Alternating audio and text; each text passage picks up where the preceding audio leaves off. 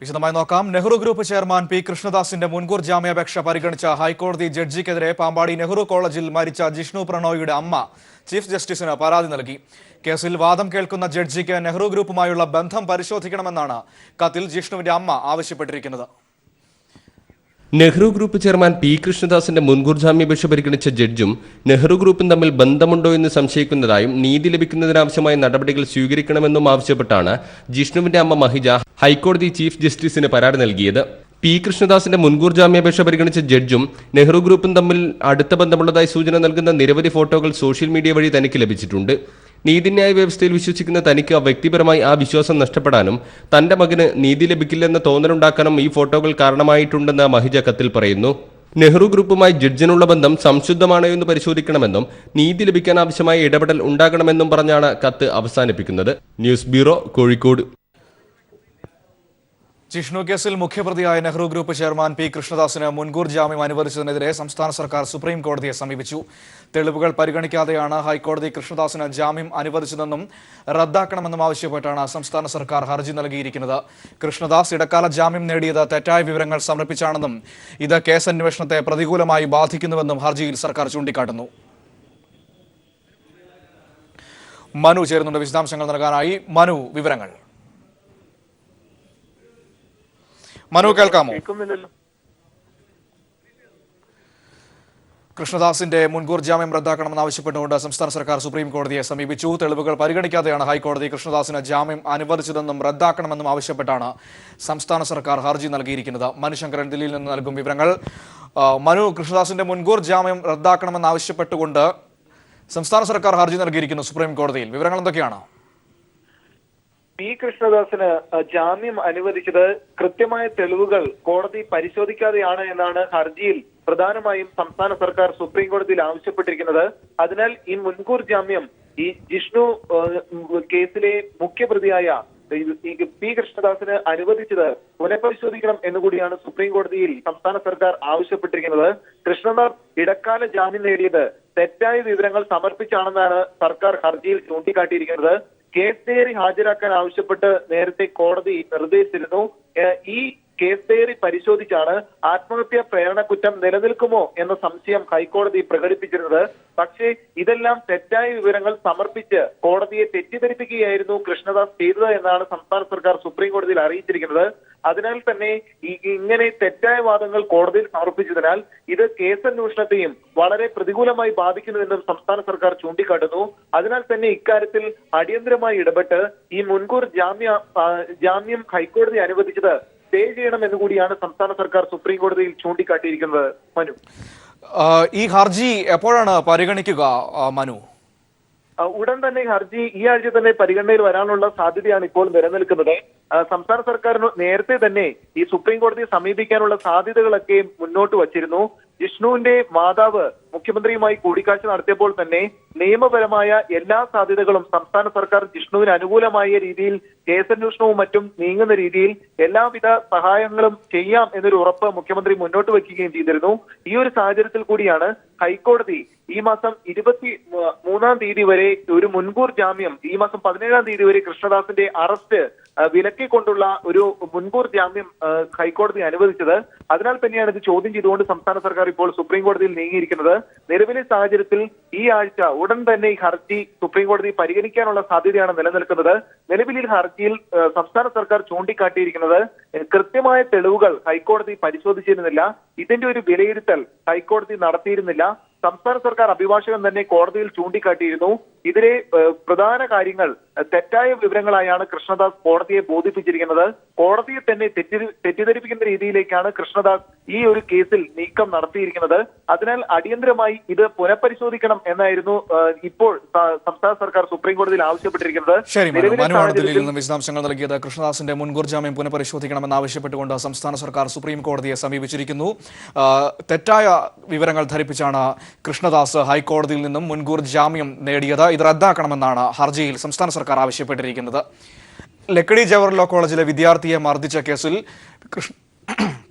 കൃഷ്ണദാസ് അടക്കം 4 പ്രതികളുടെ ജാമ്യാപേക്ഷയിൽ വിധി പറയുന്നത് വടക്കാഞ്ചേരി മജിസ്ട്രേറ്റ് കോടതി നാളത്തേക്ക് മാറ്റി. കേസിലെ 3-ാം പ്രതിയും നെഹ്റു ഗ്രൂപ്പിന്റെ ലീഗൽ അഡ്വൈസറുമായ സുചിത്രയ്ക്ക് ഉപാധികളോടെ ജാമ്യം അനുവദിച്ചു. വിവരങ്ങൾ ദിൽജിത്ത് നൽകും. തൃശൂരിൽ നിന്നും ദിൽജിത്ത്, വിശദാംശങ്ങൾ. മനു, പാലക്കാട് ലക്കടി ജവഹർ കോളേജ് വിദ്യാർത്ഥി ഷൗക്കത്ത് അലിയെ മർദ്ദിച്ച കേസിൽ ആണ് Nehru group chairman P Krishnadas അടക്കം 5 പേർ റിമാൻഡിലായത്. ഇവരുടെ ജാമ്യാപേക്ഷയാണ് വടക്കാഞ്ചേരി മജിസ്ട്രേറ്റ് കോടതി ഇന്ന് പരിഗണിച്ചത്. ഇവയിൽ പ്രതിഭാഗത്തിന്റെയും പ്രോസിക്യൂഷന്റെയും വാദം ആണ് ഇന്ന് പൂർത്തിയായിട്ടുള്ളത്. പരാതി കെട്ടിച്ചമച്ചതാണെന്നും കൃഷ്ണദാസ് അടക്കമുള്ള പ്രതികളുടെ അറസ്റ്റ് മാധ്യമങ്ങളെയും പൊതുജനങ്ങളെയും തൃപ്തിപ്പെടുത്താനുള്ള പോലീസിന്റെ നാടകമാണെന്ന് പ്രതിഭാഗം വാദിച്ചു. അതോടൊപ്പം തട്ടിക്കൊണ്ടുപോകൽ, ഭീഷണി മുഴക്കൽ, ബലമായി പിടിച്ചുവാങ്ങൽ എന്നിങ്ങനെ ജാമ്യം ലഭിക്കാത്ത വകുപ്പുകൾ പ്രതികൾക്കെതിരെ ചുമത്തിയിരിക്കുന്നത് നിയമവിരുദ്ധമാണെന്നും ഈ കുറ്റങ്ങളൊന്നും തന്നെ നിലനിൽക്കുന്നതല്ലെന്നും പ്രതിഭാഗം ആവർത്തിച്ചു. അതോടൊപ്പം സംഭവം ഉണ്ടായെന്ന് പറയുന്ന തീയതിക്ക് ശേഷം പരാതി നൽകാനുണ്ടായ കാലതാമസം അഭിഭാഷകർ കോടതിയിൽ ചൂണ്ടിക്കാട്ടി. കസ്റ്റഡി നോട്ടീസിൽ ഇല്ലാത്ത ജാമ്യമില്ലാ വകുപ്പുകൾ പിന്നീട് എത്തിയത് സംശയകരമാണെന്നും പ്രതിഭാഗം എടുത്തു പറഞ്ഞു. എന്നാൽ കോളേജിനെതിരെ പരാതി നൽകിയ വിദ്യാർത്ഥിയെ ഉപദ്രവിക്കാനുള്ള ഗൂഢലക്ഷ്യത്തോടെയാണ് പ്രതികൾ പ്രവർത്തിച്ചതെന്ന് സർക്കാർ അഭിഭാഷകൻ കോടതിയെ ബോധിപ്പിച്ചു. കേസിന്റെ 2-ാം ദിവസം ജാമ്യം നൽകുന്നത് അന്വേഷണത്തെ ബാധിക്കുമെന്നും കൂടുതൽ തെളിവ് ശേഖരിക്കാൻ കൃഷ്ണദാസ് അടക്കമുള്ള പ്രതികളെ ചോദ്യം ചെയ്യേണ്ടതുണ്ടെന്നും പ്രോസിക്യൂഷൻ അറിയിച്ചിട്ടുണ്ട്. ഏതായാലും ഇരു കൂട്ടരുടെയും വാദത്തിന്റെ അടിസ്ഥാനത്തിൽ കോടതി 5 പ്രതികളിൽ 4 പേരുടെ ജാമ്യാപേക്ഷ പരിഗണിക്കുന്നത് നാളത്തേക്ക് മാറ്റിയിട്ടുണ്ട്. കൃഷ്ണദാസിനൊപ്പം Lakkidi college PRO Valsanakumar, administration manager Sukumaran, കായികാധ്യാപകൻ ഗോവിന്ദൻകുട്ടി എന്നിവരുടെ ജാമ്യാപേക്ഷയുടെ വിധിയാണ് നാളത്തേക്ക് മാറ്റിവെച്ചത്. അതേസമയം കേസിലെ 3-ാം പ്രതിയും കോളേജിന്റെ നിയമ ഉപദേശകയുമായ സുചിത്രയ്ക്ക് കോടതി ഉപാധികളോടെ ജാമ്യം അനുവദിച്ചിട്ടുണ്ട്. സംസ്ഥാനത്തെ സ്വാശ്രയ കോളേജുകൾ നാളെ അടച്ചിടും. കൃഷ്ണദാസിനെ അറസ്റ്റ് ചെയ്ത നടപടിയിൽ പ്രതിഷേധിച്ചാണ് തീരുമാനം.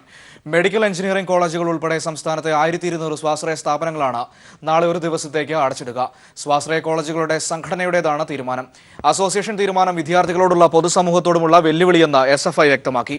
ഇത്തരം ധിക്കാരപരമായ നിലപാടുകൾ അംഗീകരിക്കില്ലെന്നും കുറ്റക്കാരനെ സംരക്ഷിക്കുന്ന മാനേജ്മെന്റ് അസോസിയേഷൻ കുറ്റകൃത്യത്തിന് കൂട്ടുനിൽക്കുകയാണെന്നും SFI ആരോപിച്ചു. മലപ്പുറം LDF പാർലമെന്റ് മണ്ഡലം കൺവെൻഷൻ CPIM സംസ്ഥാന സെക്രട്ടറി കോടിയേരി ബാലകൃഷ്ണൻ ഉദ്ഘാടനം ചെയ്തു. UDF ശിഥിലമാകുകയാണെന്നും മതനിരപേക്ഷ രാഷ്ട്രീയത്തെ മലപ്പുറത്തെ ജനങ്ങൾ അംഗീകരിക്കുമെന്നും കോടിയേരി. LDF സ്ഥാനാർത്ഥി അഡ്വക്കേറ്റ് MB ഫൈസൽ നാമനിർദ്ദേശ പത്രികയും സമർപ്പിച്ചു. പൂർണ്ണ വിജയപ്രതീക്ഷയുണ്ടെന്ന് ഫൈസൽ വ്യക്തമാക്കിയ വിവരങ്ങളുമായി ലതീഷ് ചേരുന്നുണ്ട്. ലതീഷ്, കോടിയേരി ബാലകൃഷ്ണൻ എന്തൊക്കെയാണ് മണ്ഡലം കൺവെൻഷൻ ഉദ്ഘാടനം ചെയ്തുകൊണ്ട് പറഞ്ഞത്? മറ്റു പ്രധാനപ്പെട്ട നേതാക്കൾ ആരൊക്കെയാണ് പങ്കെടുത്തത്? ലീഗിന് ആത്മവിശ്വാസം നഷ്ടപ്പെട്ടതുകൊണ്ടാണ് മാണിയുടെ പിന്തുണ തേടിയതെന്ന് കൺവെൻഷൻ ഉദ്ഘാടനം ചെയ്തുകൊണ്ട് CPIM സംസ്ഥാന സെക്രട്ടറി കോടിയേരി ബാലകൃഷ്ണൻ പറഞ്ഞു. കേരളത്തിൽ UDFന് രക്ഷയില്ല എന്ന് മനസ്സിലാക്കി കുഞ്ഞാലിക്കുട്ടി ഡൽഹിക്ക് പോകാൻ ഒരുങ്ങുകയാണ്.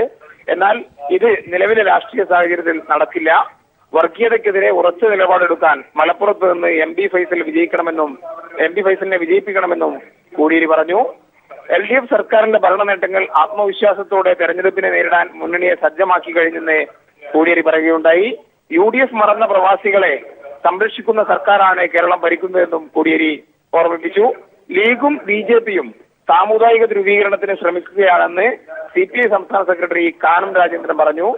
മന്ത്രിമാരായ AK ശശീന്ദ്രൻ, കടന്നപ്പള്ളി രാമേന്ദ്രൻ, KT ജലീൽ, ജനതാദൾ സംസ്ഥാന പ്രസിഡന്റ് K കൃഷ്ണൻകുട്ടി, NCP സംസ്ഥാന അധ്യക്ഷൻ ഉഴവൂർ വിജയൻ എന്നിവരും LDFുമായി സഹകരിക്കുന്ന മറ്റു പാർട്ടി നേതാക്കളും കൺവെൻഷനിൽ പങ്കെടുത്തു. കൺവെൻഷൻ ഇപ്പോഴും തുടരുകയാണ്.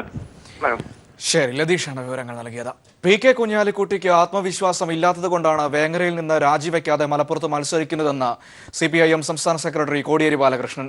UDF BJP ബന്ധം മറച്ചുവെക്കാൻ CPIMന്റെ മേൽ പഴിചാരുന്നത് ജനം തിരിച്ചറിയും. രാഷ്ട്രീയ പാപ്പരത്തം കൊണ്ടാണ് KM മാണിയെ തിരിച്ചു വിളിക്കുന്നതെന്നും കോടിയേരി പറഞ്ഞു.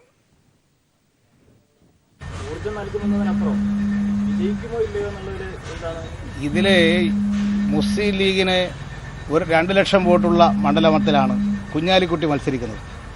കുഞ്ഞാലിക്കുട്ടിക്ക് ജയിക്കുമെന്ന് പൂർണ്ണ ഉറപ്പുണ്ടെങ്കിൽ എന്താണ് വെങ്ങരയിൽ നിന്നുള്ള അസംബ്ലി മെമ്പർ സ്ഥാനം രാജിവെക്കാത്തത്? MLA സ്ഥാനം രാജിവെച്ചിട്ട് അദ്ദേഹം മത്സരിക്കാത്തത് എന്താണ്? ഇവിടെ ജയിക്കുമെന്ന് പൂർണ്ണ ഉറപ്പ് കുഞ്ഞാലിക്കുട്ടിക്ക് ഉണ്ടെങ്കിൽ വേങ്ങരയിൽ നിന്ന് ഇന്നലെ രാജിവെച്ചിട്ടായിരുന്നില്ലേ അദ്ദേഹം നോമിനേഷൻ കൊടുക്കേണ്ടിരുന്നത്? അപ്പോൾ കുഞ്ഞാലിക്കുട്ടിക്കാണ് ആത്മവിശ്വാസമില്ലാത്തത്, ലീഗിനാണ് ആത്മവിശ്വാസമില്ലാത്തത്. പത്തനംതിട്ട ജില്ലയുടെ വലിയ ജലസ്രോതസ്സായിരുന്നു അച്ചൻകോവിലാറ്. കടുത്ത വേനലിൽ വെള്ളം കുറഞ്ഞപ്പോൾ ആറിന് നടുവിലായി കുഴിയെടുത്താണ് പരിസരവാസികൾ ഇപ്പോൾ കുടിവെള്ളം കണ്ടെത്തുന്നത്.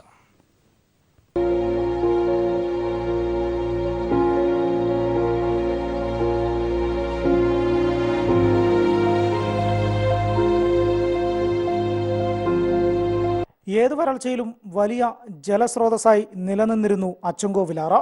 എന്നാൽ മനുഷ്യൻ തന്റെ സ്വാർത്ഥ താല്പര്യങ്ങൾക്കായി ഭൂമിയിൽ നിന്ന് എല്ലാം ഊറ്റിയെടുത്തതോടെ അച്ചൻകോവിലാറിനും വലിയ ക്ഷീണം തന്നെ സംഭവിച്ചു. ആറിന് സമീപം താമസിക്കുന്നവർക്ക് ജലം ലഭിക്കാതായതോടെ ആറിന് നടുവിലായി വലിയ കുഴി കുഴിക്കുകയായിരുന്നു പരിസരവാസികൾ. ഇതിന് കണ്ട പോംവഴി. പത്തനംതിട്ട ജില്ലയിലെ 920 ഗ്രാമപഞ്ചായത്ത് വാർഡുകളിൽ 820 വരൾച്ച ബാധിതമാണ്. അച്ചൻകോവിലാറിനെ ആശ്രയിച്ചു മാത്രം 9 ശുദ്ധജല പദ്ധതികളാണുള്ളത്. പത്തനംതിട്ട ജില്ലയുടെ മലയോര മേഖലയിലെ താമസക്കാർ വാഹനത്തിൽ കിലോമീറ്ററുകൾ സഞ്ചരിച്ചാണ് കുടിവെള്ളം കൊണ്ടുവരുന്നത്.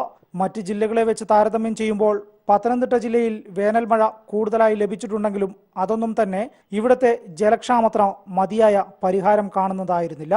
News bureau, Pathanamthitta.